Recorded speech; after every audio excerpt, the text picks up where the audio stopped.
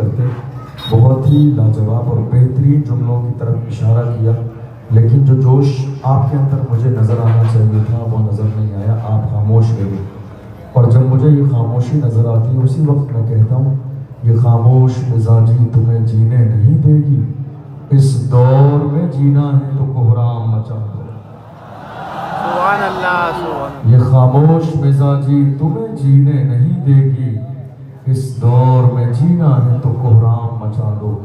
یہ خاموش رہنے کا دور نہیں ہے، یہ بولنے کا دور ہے، لب ہلانے کا دور ہے، میدان میں آنے کا دور ہے، حضور کی عزت پہ پہرا دینے کا دور ہے، ناموس رسالت کا محافظ بننے کا دور ہے. اور بڑے بڑے حضرت حضور بازی ہار گئے اور ایک عام آدمی حضور کی ناموس پر اتنا بڑا سیلاب لا کے بازی جیت گئے. بڑے بڑے علامہ مولانا پیر صاحب پیر طریقت بازی ہار گئے. حضور کی عزت پہ پہرا دینے کی باری آئی تو اپنی بزدلی کو مصلحت کا نام دیتے رہے. حالات اچھے نہیں ہیں، ایسا نہیں ہے، ویسا نہیں ہے، کنڈیشن یہ ہے، سچویشن یہ ہے، بہانے تلاش کرتے رہے، اپنے آپ کو سیو کرتے رہے کہیں میرا نام نہ آ جائے. میں کہتا ہوں نام اگر یہاں دفتر میں آئے گا تو مصطفیٰ کی بارگاہ میں بھی نام آ جائے گا. نام صرف ہمارا یہی نہیں آئے گا، جب یہاں دفتر میں نام آئے گا تو مصطفیٰ کے دفتر میں بھی نام آ جائے گا. اور جس کا نام مصطفیٰ کے دفتر میں آ جائے اس کی شان کیا ہے، سبحان اللہ. زمین میلی نہیں ہوتی، زمن میلا نہیں ہوتا، محمد کے غلاموں کا کفن میلا نہیں.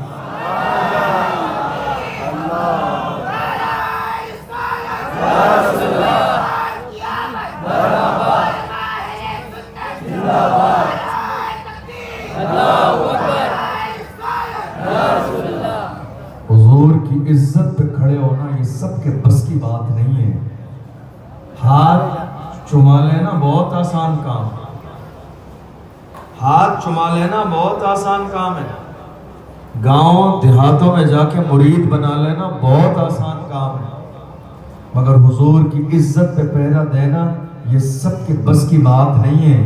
آپ جانتے ہیں بڑے بڑے لوگوں کی زبانیں بزدلی کے طور پر مصلحت کا نام دے کے خاموش رہی، مگر وہ مرد قلندر جو نہ حافظ قرآن ہے، نہ قاری قرآن ہے، نہ عالم دین ہے، نہ مفتی وقت ہے، نہ پیر زمانہ ہے، ایک عام آدمی جنہیں دنیا آج تک برا سمجھتی رہی، جن کے دامن کو داغدار کرتی رہی، جن کی طرف برائی کا اشارہ کرتی رہی، جنہیں دنیا نے شک کی نظر سے دیکھا، اس آدمی نے ایک دفعہ میں اتنی بڑی جو ہے پیمانے پر حضور کی عزت پر پہرا دیا کہ لوگ اپنی قسمت پر روتے رہ گئے.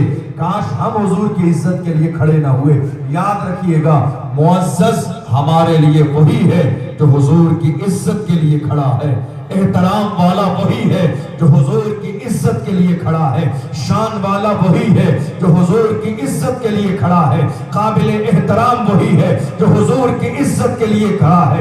عزت اسی کی جائے گی جو مصطفیٰ کی عزت کرے گا، جو مصطفیٰ کے نام پہ مر مٹنے کا جذبہ رکھے گا، اسی کی عزت کی جائے گی. اور جو مصطفیٰ کی عزت پہ کھڑا نہیں ہوگا بلکہ خود بھی کھڑا نہیں ہوگا، قوم کو بھی کھڑا نہیں ہونے دے گا، ڈرانے کا کام کرے گا، ہم تو پھر یہی کہیں گے یہ قیادت والا مزاج تم نے ہمارے پیروں کے نیچے رون دیا ہے. جب تمہارے بس کی بات نہیں، تمہارے کلیجے میں اتنا دم نہیں، تمہارے دل میں اتنی ہمت اور جرت نہیں، تمہارے سینے میں، تو میں یہی کہتا ہوں یہ جو قیادت قوم کے لیڈر اور ذمہ دار اور سرپرست بنے ہیں چھوڑ دیجئے، کرسی خالی کر دیجئے. ہمارے پاس بہت سارے لوگ ہیں اس کرسی پہ بیٹھنے کے لیے بھی اور حضور کی عزت پہ پہرا دینے کے لیے. اور تم سے میں بڑی محبت سے کہتا ہوں کرسی ہے تمہاری، یہ جنازہ تو نہیں ہے، کچھ کر نہیں سکتے تو اتر کیوں نہیں جاتے؟ کرسی ہے تمہاری یہ جنازہ تو نہیں ہے، کرسی ہے تمہاری یہ جنازہ تو نہیں ہے، کچھ کر نہیں سکتے تو اتر کیوں نہیں جاتے؟ کرسی پہ وہی بٹھایا جائے گا جو حضور کی عزت کی بات کرے گا، منصب اسی کو دیا جائے گا جو حضور کی ناموس کی بات کرے گا، قابل احترام اسی کو مانا جائے گا جو حضور کی عزت کی بات کرے گا.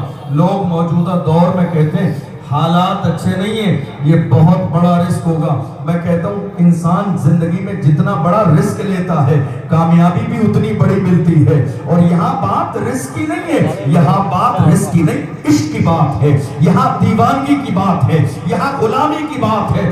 دیکھ لو جو حضور کی عزت کا پہرے دار بن جاتا ہے خدا اسے کتنی عزت دیتا ہے۔ تھوڑے سے زمانے پہلے کی بات ہے، جب تک خادم حسین نے رسول اللہ کی ناموس پہ پہرا نہ دیا تھا اس زمانے تک دنیا کے کسی خطے میں کوئی نہیں جانتا تھا ویل چیئر پہ بیٹھنے والا کون ہے، کوئی نہیں جانتا تھا خادم حسین رضوی کون ہے، کوئی نہیں جانتا تھا سلمان اظہری کون ہے۔ مگر جس دن سے حضور کی عزت پہ پہرا دینا شروع کیا ہے آج دنیا جان گئی ہے۔ ہم تو بڑے فخر کے ساتھ کہتے ہیں، آج میرے جیسے چھوٹے انسان کو ہندوستان کے کونے کونے سے لوگ فون کر کے کہتے ہیں حضرت 6 مہینے سے آپ کا نمبر تلاش کر رہے تھے، آپ کی تاریخ لینا ہے، علاقے میں بلانا ہے، ہمارے جوان آپ کے دیوانے ہیں۔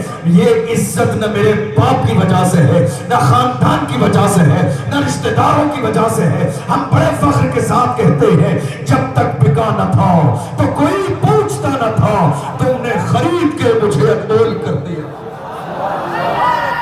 نعرہ تکبیر، نعرہ تکبیر، نعرہ رسالت، علماء اہل سنت، مسلک اعلیٰ حضرت، نعرہ تکبیر، نعرہ رسالت۔ حضور کی عزت کے لیے کبھی کھڑے ہو کر دیکھیے، بہت مزہ ہے اس میں، بہت مزہ ہے اس میں۔ اس سے زیادہ مزہ کائنات کی کسی چیز میں نہیں، اس سے زیادہ مزہ کسی چیز میں نہیں ہے۔ کتنا مزہ ہے، کتنا مزہ ہے، وہ کیا جانے، وہ کیا جانے جو آج تک کہہ رہے ہیں ہماری طرح، وہ کیا جانے لذت کتنی ہے، وہ کیا جانے مزہ کتنا ہے جو آج تک کہہ رہے ہیں ہماری طرح۔ ان سے پوچھو جنہوں نے اس لذت کو پانے کے بعد گالیاں کھائی ہیں مگر مسکرائے ہیں، گھسیٹا گیا ہے مگر مسکرائے ہیں، کوئلے پہ لٹایا گیا ہے مگر مسکرائے ہیں، جسم کی چربی پگھل کے بہنے لگی ہے مگر مسکرائے ہیں۔ کون؟ بلال حبشی۔ لڑائی زمین کی نہیں ہے، لڑائی خاندان کی نہیں ہے، لڑائی باپ دادا کی نہیں ہے، لڑائی بس اتنی ہے کہ میری زبان سے نہ محمد کا نام جائے گا نہ خدا کا نام جائے گا۔ دنیا مارتی بھی ہے، دنیا گھسیٹتی بھی ہے، یہ کون سا ایسا نشہ ہے بلال جو تجھے چڑھ گیا ہے؟ بلال مار بھی کھاتے ہیں اور مسکرا کے کہتے ہیں تو ہو کہ ترش رو مجھے گالی ہزار دے، یہ وہ نشہ نہیں جسے ترشی اتار دے۔ تمہیں جتنی گالی دینا ہے دے لو، تم جتنی دیر مجھے گالی دو گے اتنی دیر میرے مصطفیٰ کو گالی نہ دے سکو گے۔ یہی ہے مسلک اعلیٰ حضرت، یہی ہے مسلک اعلیٰ حضرت۔ لوگ کہتے ہیں ہمیں مسلک اعلیٰ حضرت سمجھ میں نہیں آتا، ہمیں اعلیٰ حضرت سمجھ میں نہیں آتے۔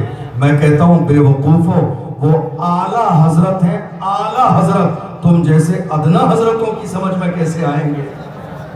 وہ اعلیٰ حضرت ہیں، اعلیٰ حضرت، ادنا حضرتوں کی سمجھ میں کیسے آئیں گے؟ وہ ایسا عاشق رسول ہے جس نے ہمارے سینوں میں محبت رسول کا چراغ روشن کیا۔ یہی وجہ ہے کہ آج پوری دنیا کے اندر جا کے دیکھ لو، ہم بڑے فخر کے ساتھ کہتے ہیں وادی رضا کی کوہ ہمالا رضا کا ہے، جس سمت دیکھیے وہ علاقہ رضا کا ہے۔ جانتے ہو یہ عزت کیسی ہے؟ موجودہ دور میں، اگر موجودہ دور سے تھوڑے سے زمانے پہلے چلے جائیے، ہندوستان کی سرزمین پر سب سے بڑا محافظ ناموس رسالت دیکھنا ہے تو وہ امام عشق و محبت کی ذات ہے۔ جس زمانے میں علم غیب کا انکار کیا، جواب امام احمد رضا نے دیا۔ حضور کی شان کا انکار کیا، جواب امام احمد رضا نے دیا۔ حضور کی عظمت کا انکار کیا، جواب امام احمد رضا نے دیا۔ بشیر و نذیر پر مسئلہ ہوا، جواب امام احمد رضا نے دیا۔ حضور کی معراج پر حملہ ہوا، جواب امام احمد رضا نے دیا۔ علم غیب پر حملہ ہوا، جواب امام احمد رضا نے دیا۔ حضور کی شفاعت پر حملہ ہوا، جواب امام احمد رضا نے دیا۔ جب اتنے جواب دے دیے تو دنیا نے پکار کے کہا ملک سخن کی شاہی تم کو رضا مسلم، جس سمت آ گئے ہو سکے بٹھا دیے۔ سبحان اللہ، سبحان اللہ، ماشاءاللہ۔ حضور کی عزت پر پہرا دینا یہ سب کے بس کی بات نہیں۔ اور میں بودی کے جوانوں سے کہنا چاہتا ہوں، آج جو آپ نے نعرہ زبان پر رٹ لیا ہے نا، ہاں یہ رٹنے والی چیزیں جو ہے نا نقصان دے جاتی ہیں کبھی کبھی۔ کچھ بھی رکھ لیجیے آپ، کبھی کبھی نقصان دے جاتا ہے۔ ایگزام میں بہت سارے لوگ بہت کچھ رکھ لیتے ہیں، لیکن پھر جب وہ ایگزام دینے کے لیے بیٹھتے ہیں تو وہ سوال پر غور ہی نہیں کرتے، جو رٹا ہوا ہے اس کو لکھ دیتے، یا کبھی وہ آتا ہی نہیں ہے جس کو رکھ کے جاتے۔ یاد رکھیے گا، رٹنے کا مزاج مت بنائیے، سمجھنے کی عادت ڈالیے۔ میں کیا کہہ رہا ہوں؟